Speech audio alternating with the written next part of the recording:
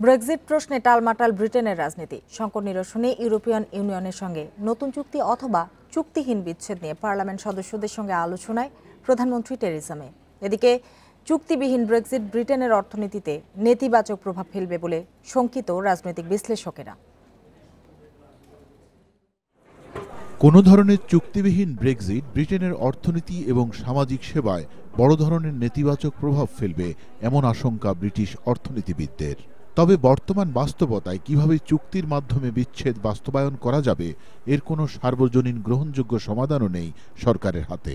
Brexit নিয়ে বারবার বিপর্যয়ের সম্মুখীন হচ্ছেন টেরিজা মে সরকার। ব্রিটেনের ইন্টারনাল যে পলিটিশিয়ানরা রয়েছে তারা এখন পর্যন্ত কোনো ধরনের চুক্তিতে পৌঁছতে পারে নাই।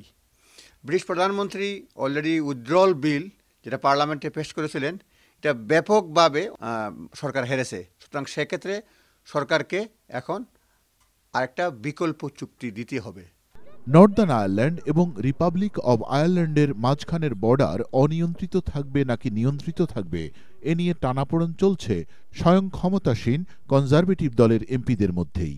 29 মার্চ ব্রেক্সিট কার্যকরের দিনক্ষণ ঠিক করা আছে।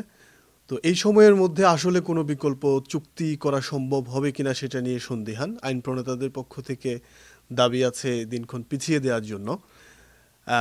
এখন সেটা পিছিয়ে যায় কিনা সেটাই দেখার অপেক্ষা। চলমান অচলাবস্থা নিরসনে সর্বদলীয় অংশগ্রহণে আলোচনার আহ্বান জানিয়েছেন প্রধানমন্ত্রী। তবে এই আহ্বানে প্রধান বিরোধী দল লেবার পার্টির নেতা জেরেমি করবিনের সমর্থন পাওয়া যাচ্ছে না। আগামী সোমবার নতুন করে বিকল্প ব্রেক্সিট চুক্তি উত্থাপনের প্রস্তুতি নিচ্ছেন প্রধানমন্ত্রী। দীর্ঘ 2.5 বছরেও নিশ্চিত হয়নি ব্রেক্সিটের ভবিষ্যৎ। তীব্র অনিশ্চয়তায় আছে ব্রিটিশ সরকার এবং জনগণ। উৎকণ্ঠায় আছে 3 মিলিয়নেরও বেশি ব্রিটেনে থাকা ইউরোপিয়ান নাগরিক। সবাই চায় 29 মার্চের আগেই এই সংকটের সমাধান হোক। Hasan Rahman, independent news, London.